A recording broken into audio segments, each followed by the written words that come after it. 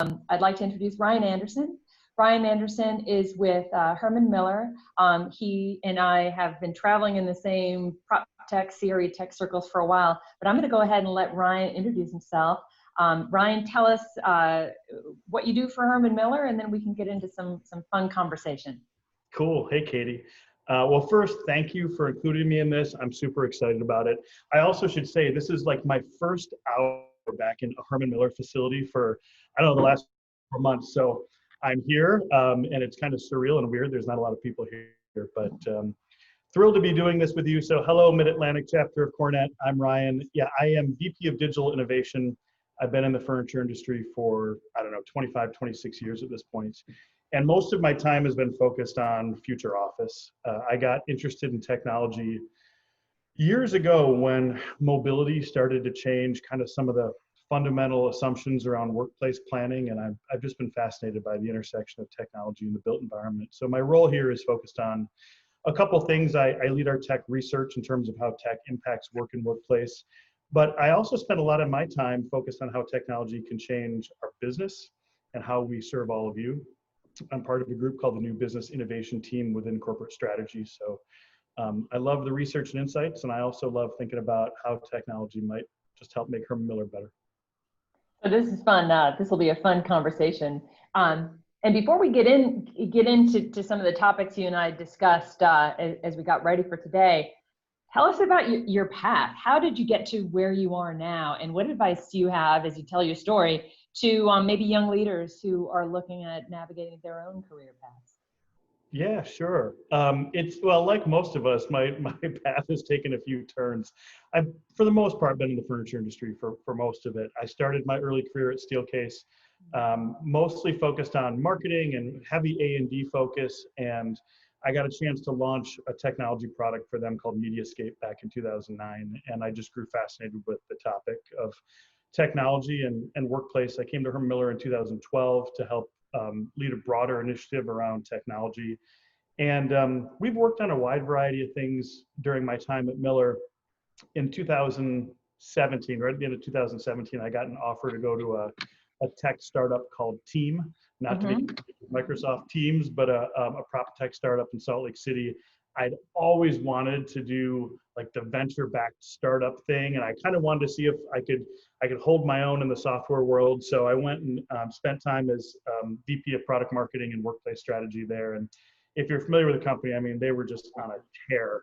One of the top 10 fastest growing apps in all of business in 2018, according to Okta. And we eventually sold the business to WeWork. I stayed on for a little while as head of evangelism for technology at WeWork, but during that time, Herman Miller was making a lot of interesting moves and changes, different leadership, and I've loved the chance to come back here. So it's been about a year and a half, and I'm loving it. So that brings pretty interesting experience to your current role, and I think the message I'm hearing, at least advice to those who are navigating their own careers, is don't be afraid of change, right? If you have an opportunity, take it. Oh, definitely. Live life big. Take risks. They need to be calculated. Sorry, I forgot this for your question about advice.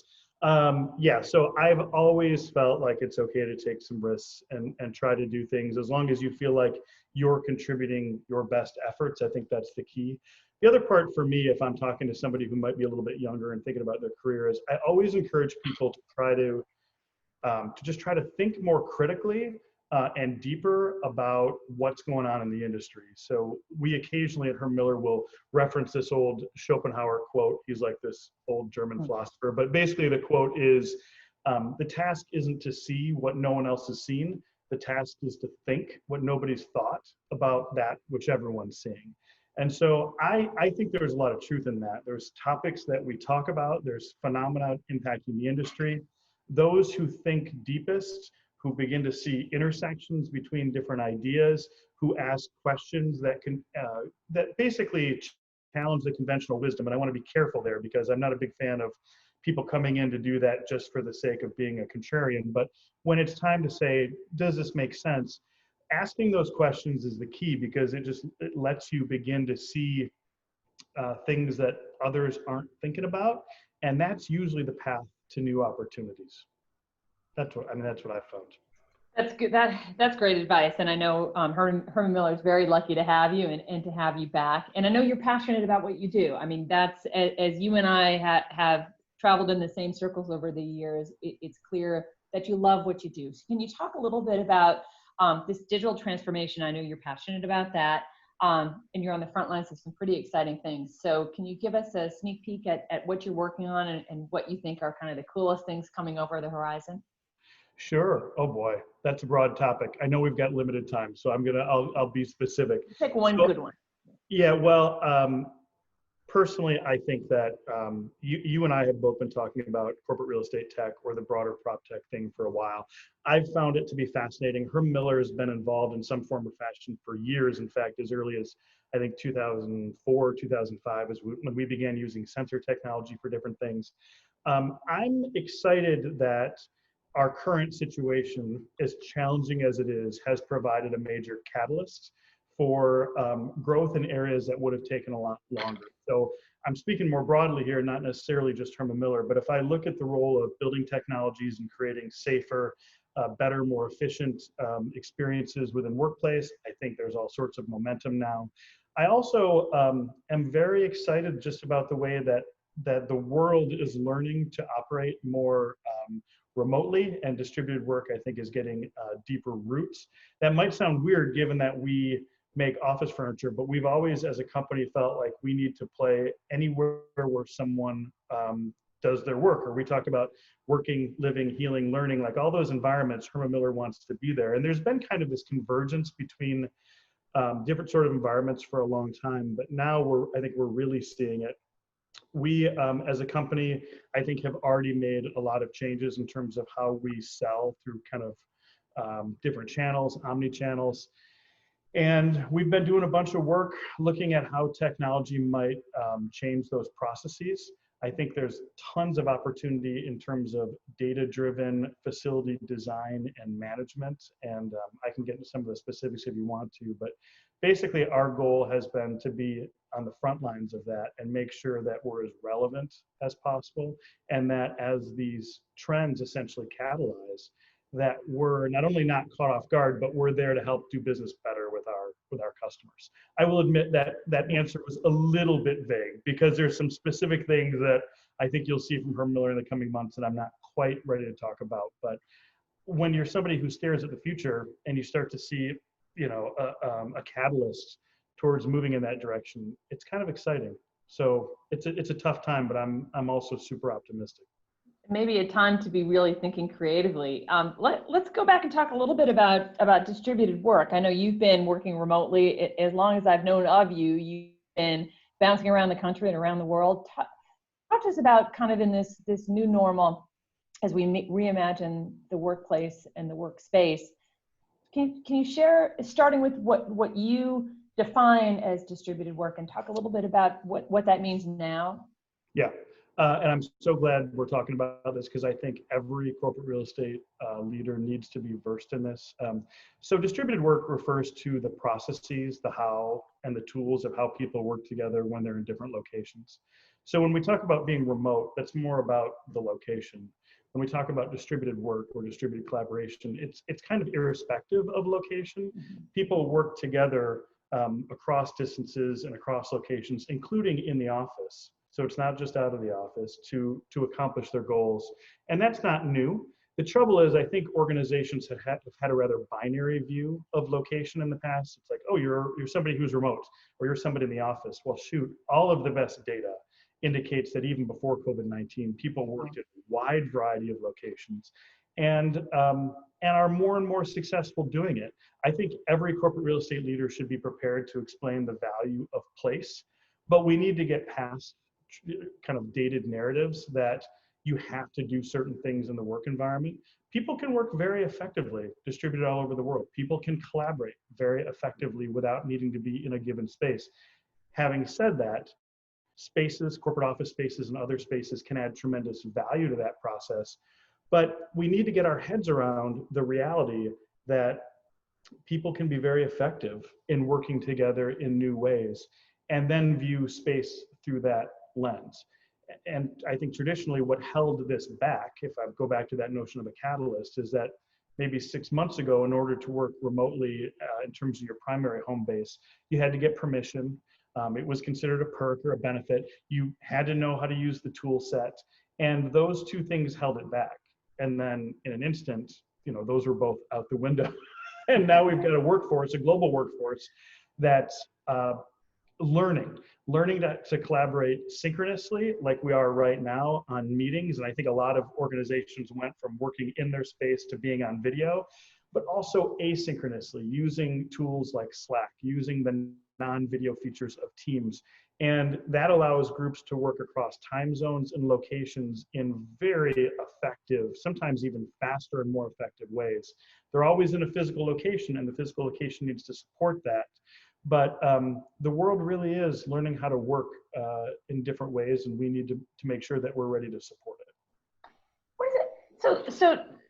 So to explore that a little further, so what does this mean for the workforce? So we're seeing rapid change in how people work, and maybe new opportunities for advancement, for looking at your career differently, regardless of whether you're in real estate or you're in another area in an organization. Can you talk a little bit about sort of your thoughts on opportunity, talent, recruitment, what this means for the employee population, that this way of working is changing so fast? Yeah, great question. Multifaceted answer. There's a lot of upside. I mean, one upside is that if you want to go find a new job, you may not have to move. And that means that you can probably afford a more, affordable lifestyle if you don't want to live in the Bay Area or in downtown DC or whatever. But I also think there's a real upside in terms of the diversity and inclusion aspects of this. It isn't talked about a lot, but there is a democratization of kind of the process when everyone is working from remote locations using their individual devices. Traditionally marginalized populations, whether that's based on race or gender, et cetera, can sometimes thrive as part of a distributed team in new ways, because there's, metaphorically, there's no head of the table on a Zoom meeting, and some of those traditional power structures can break down.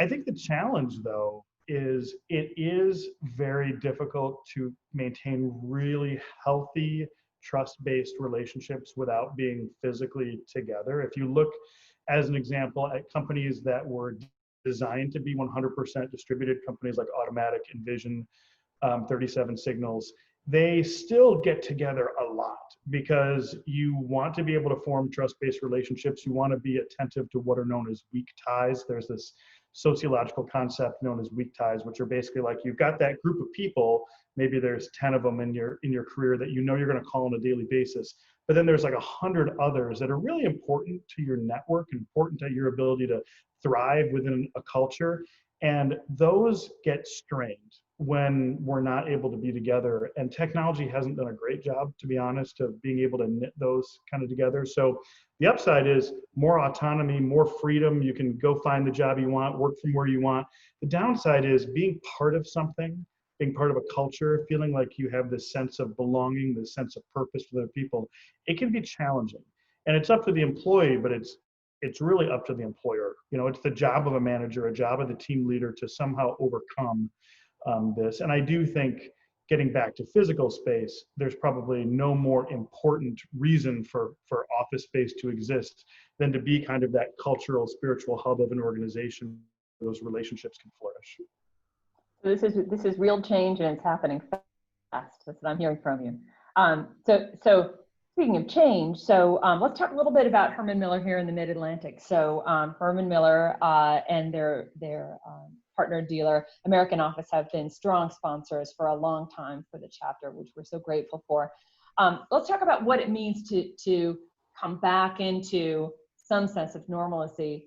Do you know, what are the plans for like reopening showrooms? Do you think technology will play an even more impactful role in how furniture is designed, planned, and selected? Can you guide us through that link between Herman Miller product and technology? Sure. I tend to view it in terms of short term and longer term.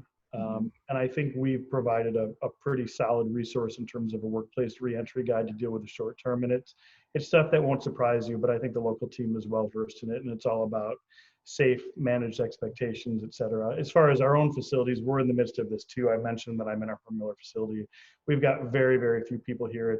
It's kind of, I'm here because I'm doing a video shoot later today, and we don't have a video studio elsewhere, not one of that quality. As far as our local showrooms and other operations, I don't actually know the specific details, but we'll transition over time. I think the bigger question is, what does this look like 1 to 3 years, in terms of the future? And we've been leveraging technology, I think, in new ways for years to help get our heads around this. If I start with things like sensor data, we've been doing studies for 12 or 13 years. We have an IoT sensor platform that provides more longitudinal data. In the past, it might have been used more for kind of portfolio level planning. Now I think we're looking at having much better real-time information about how many people are in the facility, what types of spaces are being demanded, what aren't, and we're going to begin to shape and reshape our own environments and help our customers to do the same based on that. I'll give you a couple of hypotheses. I think we're going to see individual workspace, which is, maybe this is an overstatement, but I think it's generally been devalued by the industry and the world of workplace strategy in recent years. I think individual space is going to be at the forefront again, for a couple different reasons. One, because I think a lot of people will continue to take video calls and other meetings from their individual workspaces, not necessarily conference rooms. Physical distancing requirements have made conference rooms really difficult to use. Microphones and video cameras want to bring us together. So I think people are used to taking calls individually. They'll continue to do that. If you look at the asynchronous parts of collaboration where people are contributing to an overall effort, but they're doing it on their own time when they have a few minutes. Let's say, Katie, that you and I created a document and we were going to present it to the Mid-Atlantic chapter in a couple of weeks. We might get on a meeting for an hour or two, but most of the work would probably be in some sort of platform like Teams or PowerPoint or Slack or whatever, where we're contributing this individually. All of this points to a need to have comfort and focus and a degree of privacy at an individual workstation that has been tougher to find in recent years. So I think the data will help us to know whether or not that hypothesis is true, and if so, what kind of changes we might begin to need to make to these sort of environments. And then we also are adopters and partners with a variety of prop tech companies that I think are doing really important things. We've worked with Robin, room scheduling for years. We've been working more lately with Comfy and others. And if you look at the role of technology in terms of solving important issues, air handling, good air exchange, air filtration, absolutely critical, not just in the near future, but long-term future. Being able to have good scheduling tools, being able to have touchless access coming in and out of facilities so you don't get people queuing up, you don't get people having to touch a lot of things. All of those technologies are super relevant. But I think the big one for us is, let's look at the data, let's look at how the patterns of use change in terms of the number of people that come into the office in this non-binary state where people can just choose. How often do I want to be in the office? How often do I want to work from home? What does that real demand look like? And when they're in the space, what spaces are they trying to use? I think the coming years will be really fascinating in terms of seeing some positive thoughts for what the future looks like, which is great. It's really nice to close the week and start the weekend with some optimism, right? So we're going to move into Q&A shortly. We've got a few questions coming in now, but before we do, we'd love to get to know you a little bit. So we'll just take a minute. What do you do? What's your favorite thing to do when you're not working?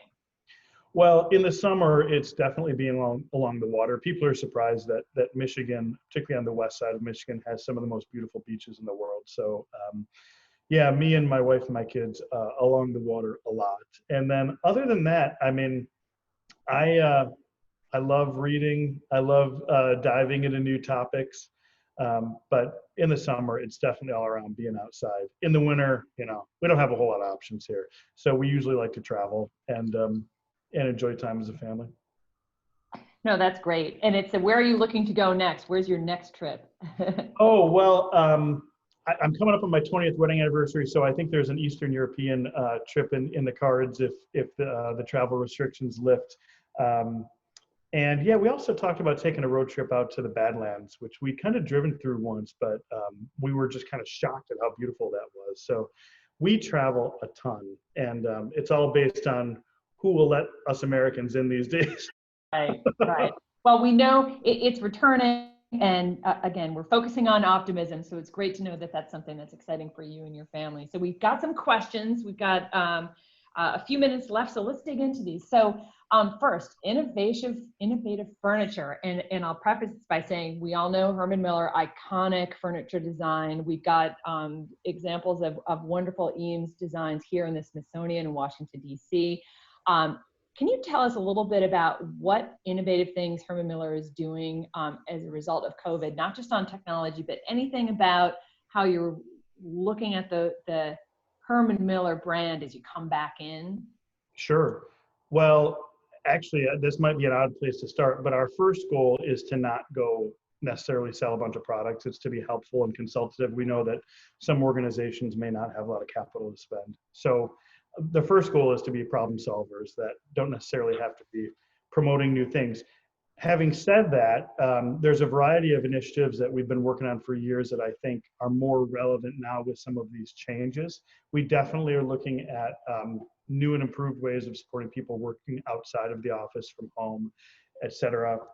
We've recently discussed and are soon to launch some gaming furniture, which I know might seem like an odd corollary, but the world of gaming, if you're not familiar with it, is a fascinating, huge, interesting realm, and gaming has picked up as people are spending more time from home. So we have a great relationship with Logitech, and we're beginning on July 24 to begin introducing product for gamers, which is a very different audience.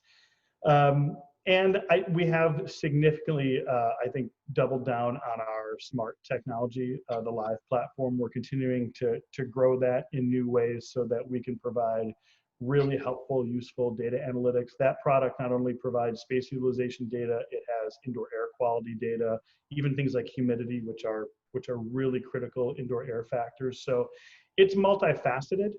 We have generally dialed up our focus on innovation, including starting a new business innovation team in the midst of this, because to your point, the optimist says there's all sorts of opportunities to help in new ways. And so we've accelerated some things and we've begun other ones.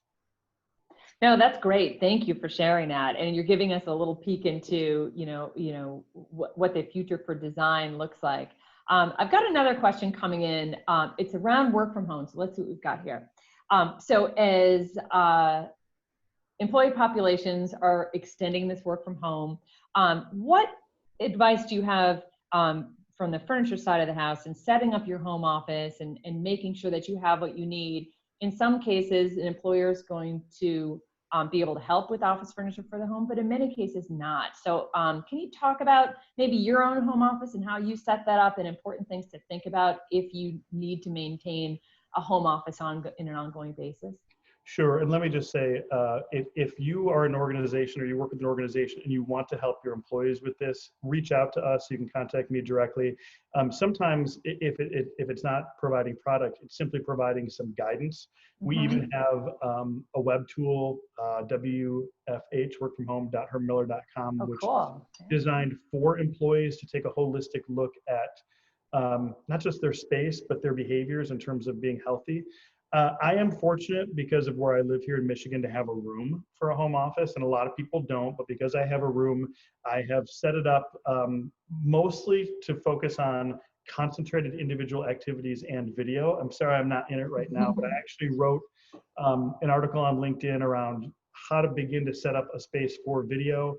I always have the camera pointing at a wall, not into an open space, because if there's any sort of chaos happening, you want that in front of you, not behind you. Lighting is critical. I happen to have a height adjustable table, which is wonderful in terms of getting the sight lines for the camera moved up on video, getting the laptop down to work more comfortably when I'm not on video. And we can provide some of this. I also think there's another kind of set of guidance that we can help with. I've actually written a piece. I don't think it's gotten out there just yet, but it'll be coming soon more around helping people to thrive emotionally, relationally, in terms of working from home. And there's a lot that an employer can do. There really is. Some of it requires some training. Some of it's around communications.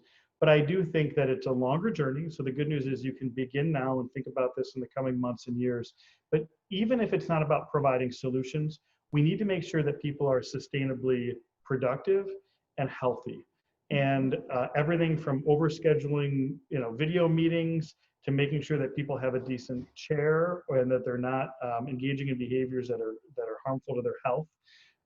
Those are all really important. And so I do think it's the responsibility of employers to help provide some guidance and, if possible, some solutions to help people to be their best.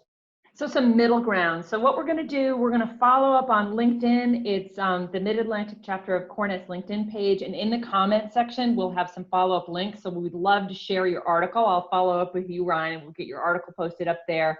We'll share contact information for American Office and for Herman Miller for follow-up.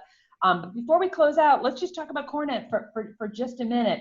So again, Herman Miller and American Office have been supporting CoreNet Mid-Atlantic for years. We're so grateful to have them in our inner circle. And I know you've been engaged with CoreNet for a long time as well.